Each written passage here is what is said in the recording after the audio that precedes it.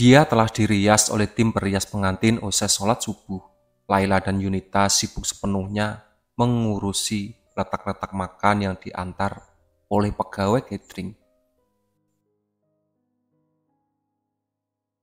Kebaya yang kemarin dipilih oleh dia berwarna merah gaun, sehingga Rosa langsung melaraskan warna pakaian yang akan pakai Raga. Raga juga telah bersiap di kamar tamu. Pria itu sengaja menggunakan kamar tamu kembali agar tim perias pengantin lebih leluasa merias istrinya sebelum acara dimulai.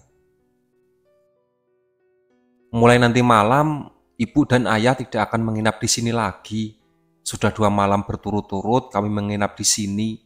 Jadi setelah acara selesai, kami akan pulang, ujar Rosa. Kenapa begitu? Istriku tidak keberatan kalau ibu dan ayah masih mau menginap di sini.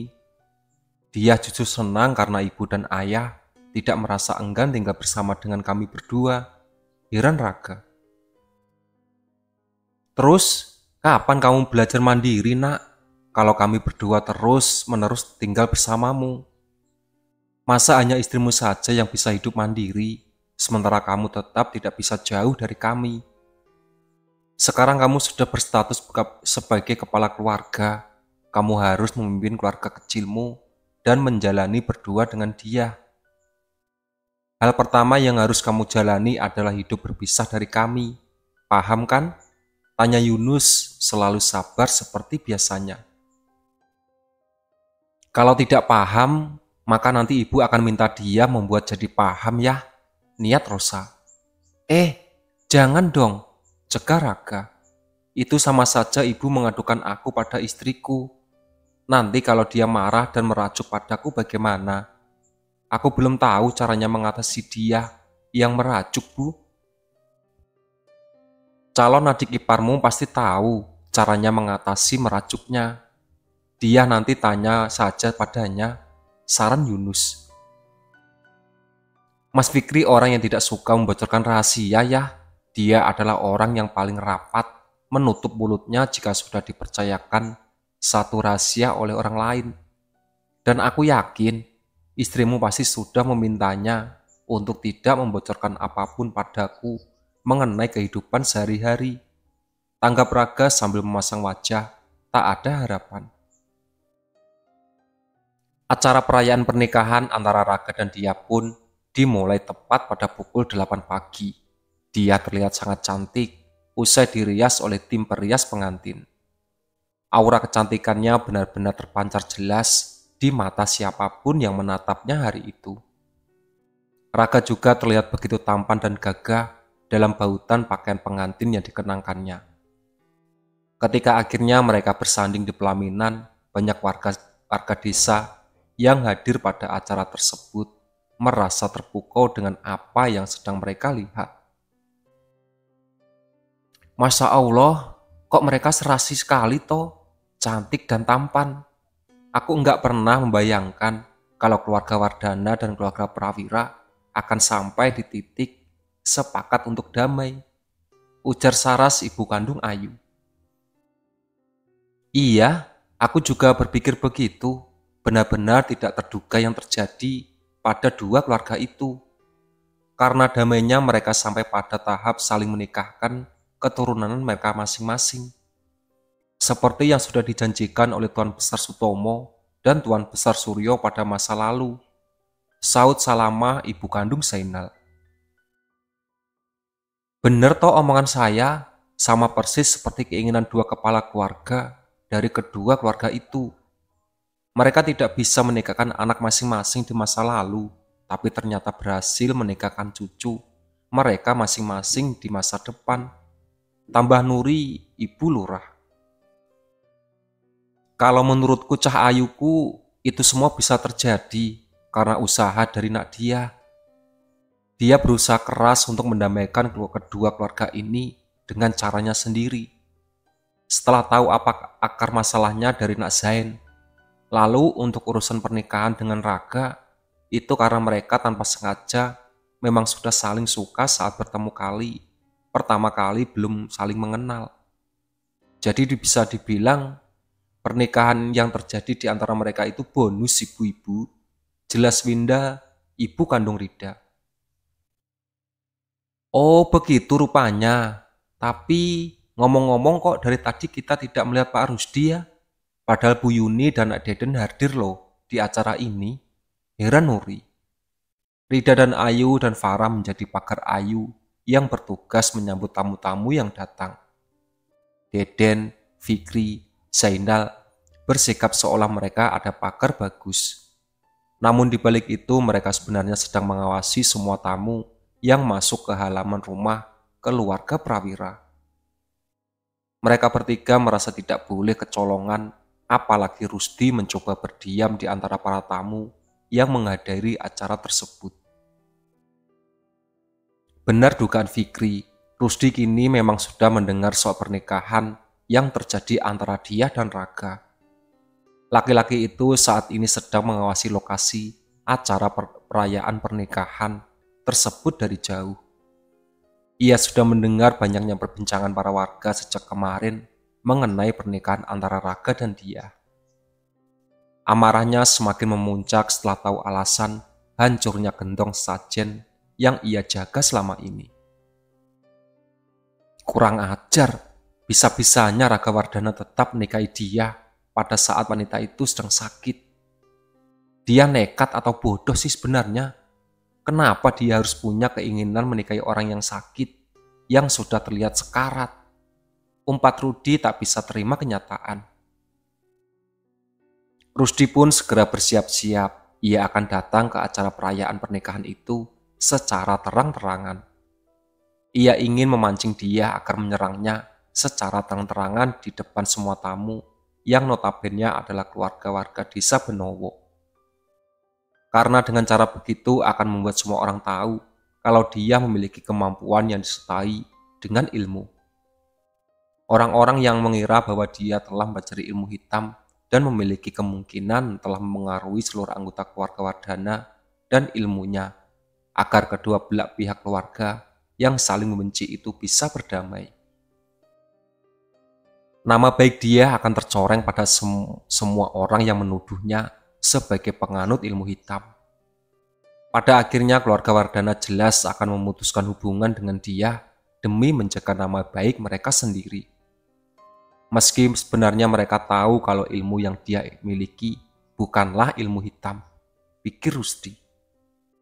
Rosa tampak begitu cemas ketika duduk di kursi pengantin.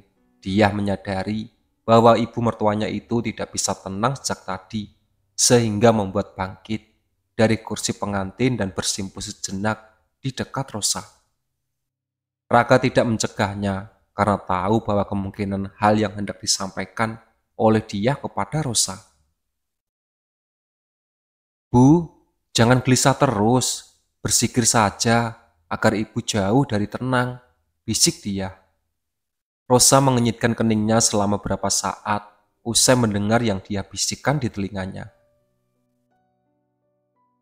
Dari mana kamu tahu kalau ibu sedang gelisah, nak? Tanya Rosa ikut berbisik. Jarak tempat duduk kita cukup jauh dan rasanya sejak tadi ibu sama sekali tidak berbicara. Aku bisa merasakan kegelisahan ibu sejak jarak kita jauh, jawab dia.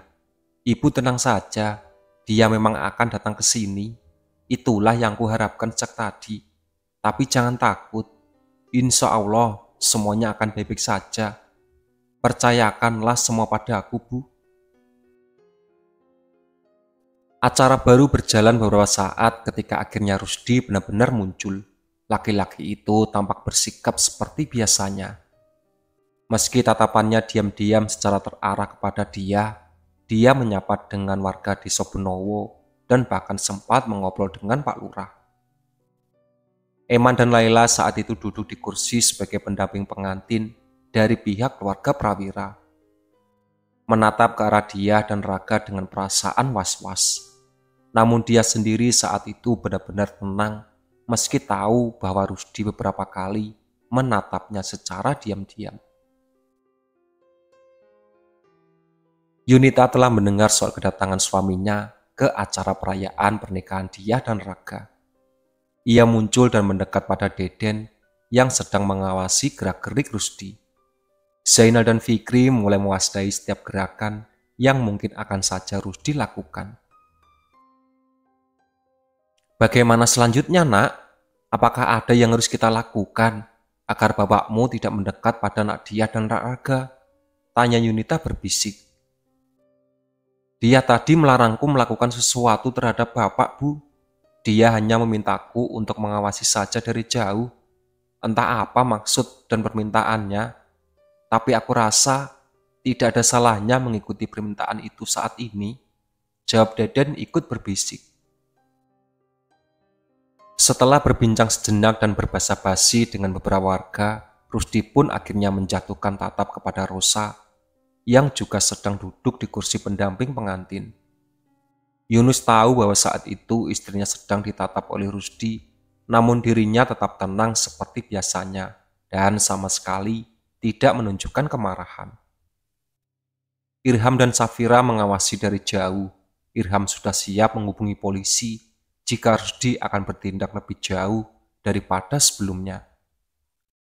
Mereka sama-sama harus mengantisipasi apapun hal terburuk yang terjadi. Rusdi kini duduk pada saat salah satu kursi yang kosong, seraya menatap lurus ke arah dia secara terang-terangan. Dia membalas tatapannya dan tersenyum ramah seperti biasanya. Hal yang tidak pernah Rusdi duga akan terjadi antara dirinya dan dia.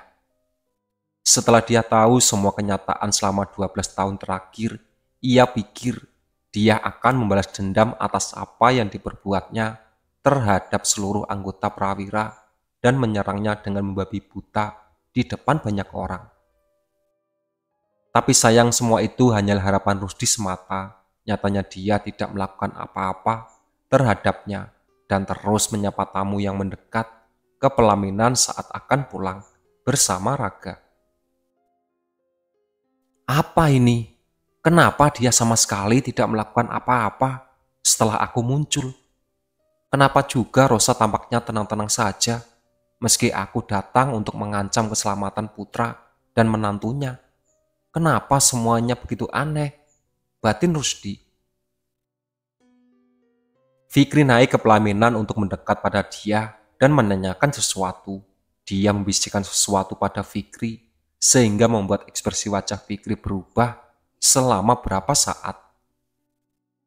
Sebisa mungkin Fikri hanya diam saja ketika turun kembali dari pelaminan. Pria itu bahkan tidak memberi tahu pada Zainal mengenai hal yang dia sampaikan kepadanya. Zainal pun tidak memaksa untuk diberitahu karena ia sudah paham bahwa Fikri orang yang sulit membagi sebuah rahasia jika sudah diminta untuk menjaga rahasia. "Kamu bilang apa pada Mas Fikri, sayang?" tanya Raga. "Aku hanya menyampaikan padanya untuk bersiap-siap menantikan yang terburuk, Mas. Karena tidak lama lagi akan terjadi sesuatu pada Pak Rusdi. Dia sudah diikuti oleh sosok makhluk yang saat ini sedang mengintainya dari kejauhan. Mas Deden tidak menyadari itu karena dia hanya bisa melihat makhluk halus tanpa bisa merasakan kehadirannya seperti yang selalu aku rasakan." Jawab dia. "Menurutmu, kenapa Pak Rusdi sampai diikuti dan diintai oleh makhluk halus itu? Apakah ada alasan tersendiri?" Raga ingin tahu. "Kemungkinan itu adalah akibat terlepasnya aku dari rasa sakit. Dia kirimkan 2 malam lalu, Mas. Tapi itu hanya dugaan saja. Jawabnya sebenarnya ada pada Pak Rusdi sendiri. Hanya dia yang tahu dan hanya dia yang bisa menjelaskan." Rusdi bangkit dari kursi yang didudukinya. Laki-laki itu hendak berjalan menuju pelaminan agar bisa menyerang dia dan Raga secara langsung. Namun baru beberapa langkah ia dihadang oleh Deden dan Yunita. Hal itu membuatnya segera berhenti di tempat seraya menatap ke arah istri dan putranya. "Bersikaplah seperti biasa, Pak. Tetaplah tunjukkan bahwa keluarga kita adalah keluarga yang harmonis, meski kenyataannya Bapak telah mengecewakan ibu dan aku," bisik Deden datar dan dingin. "Ayo jalan, Pak.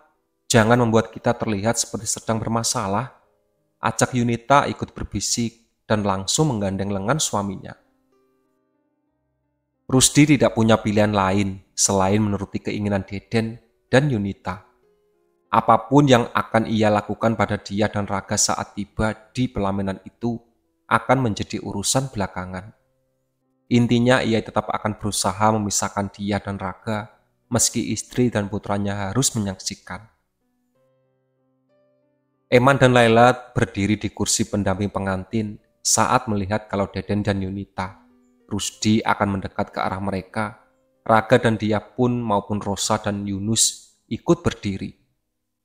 Karena tahu bahwa mereka juga harus menerima ucapan selamat, sekalipun itu adalah ucapan selamat dari Rusdi.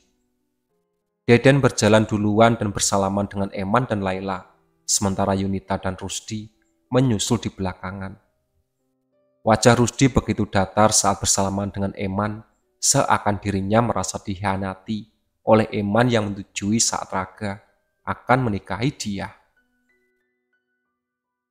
Selamat, karena telah membantu menikahkan putri keluarga Prawira dengan laki-laki yang berasal dari keluarga yang musuhi keluarga Prawira, bisik Rudi tepat di telinga Eman. Eman tidak menanggapi ucapan Rusdi saat itu dan memutuskan untuk tetap diam. Ketika Deden sedang bersalaman dengan Raga dan Rusdi, baru saja akan melangkah bersama Yunita menuju ke arah pengantin, mendadak sosok makhluk yang sudah mengintai Rusdi sejak tadi menyerang begitu saja dari arah belakang dan berhasil menikam Rusdi tepat pada jantungnya. Dia dan Deden menyaksikan apa yang dilakukan makhluk halus itu dengan sangat jelas, sementara yang terlihat oleh orang lain hanyalah Rusdi memegangi dada kirinya, persis seperti orang yang terkena serangan jantung. "Pak, kenapa Pak? Ada apa?" Panik Yunita saat itu ada di samping Rusdi dan masih menggandeng lengannya. Deden dan Raga dengan sigap meraih tubuh Rusdi yang sudah tidak berdaya. Begitu pula dengan Eman dan Laila yang berada paling dekat. "Pak, mana yang sakit Pak? Bapak?" tanya Deden dengan cukup keras. Tubuh Rusdi mulai mengalami kejang. Laki-laki itu akhirnya mengalami sakaratul maut setelah menerima serangan dari makhluk tadi. Rosa dan Yunus mendekat pada dia, sementara dia kini menatap ke arah Fikri. "Telepon ambulan Mas Fikri, telepon ambulan, cepat," pinta dia. Fikri langsung mengeluarkan ponselnya dari dalam saku dan berusaha menghubungi ambulan. Zainal dan Irham berlari mendekat ke arah Deden untuk ikut melihat apa yang baru saja terjadi pada Rusdi. Tak lama kemudian Eman berdiri dan menatap ke arah Pak Lurah beserta beberapa warga yang sedang masih berkumpul seperti tadi. "Pak Rusdi baru saja meninggal dunia Pak Lurah, seperti beliau terkena serangan jantung," ujar Eman menyampaikannya. "Innalillahi wa inna ilaihi raji'un." Lantang ucapan dari semua warga membuat Deden sadar bahwa Yunita tidak perlu tahu soal apa yang sebenarnya baru saja terjadi pada Rusdi. Ia menatap ke arah dia dan langsung meletakkan jari telunjuknya di bibir secara diam-diam, bertanda bahwa wanita itu akan tutup mulut selama-lamanya. 19 tahun kemudian, Malik duduk di gazebo belakang rumah sambil memeriksa kembali tugas kuliahnya yang baru selesai ia kerjakan. Secangkir teh hangat terurur tak lama kemudian dan membuatnya menoleh sambil berlonjak dari arah tempat ia duduki. "Astagfirullah Citra, kamu kok datang-datang tidak bersuara toh?" "Bikin Mas kaget saja," keluh Malik sambil memegangi dadanya yang berdebar-debar. "Hah? Mas Malik kaget? Wah, mas, yang satu ini benar-benar agak lain kelakuannya.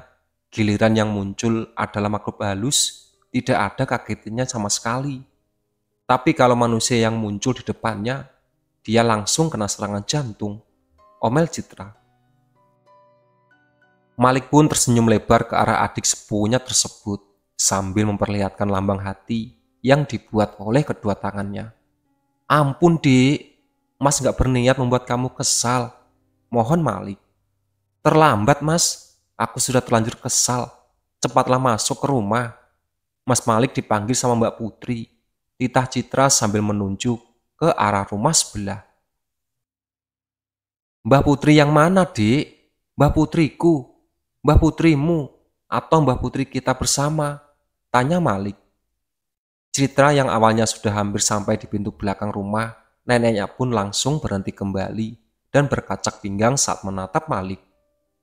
Gadis itu tampak kesal dan sulit menyembunyikan kekesalannya terhadap kakak sepupunya yang punya sifat menyebalkan, seperti pamannya, Ragawardhana. Kalau yang memanggil adalah Mbah Putri kita bersama, maka Mas Malik akan aku arahkan ke rumah keluarga Prawira, bukan ke rumah sebelah. Jawab Citra berusaha bersabar, meski dirinya tidak memiliki kesabaran.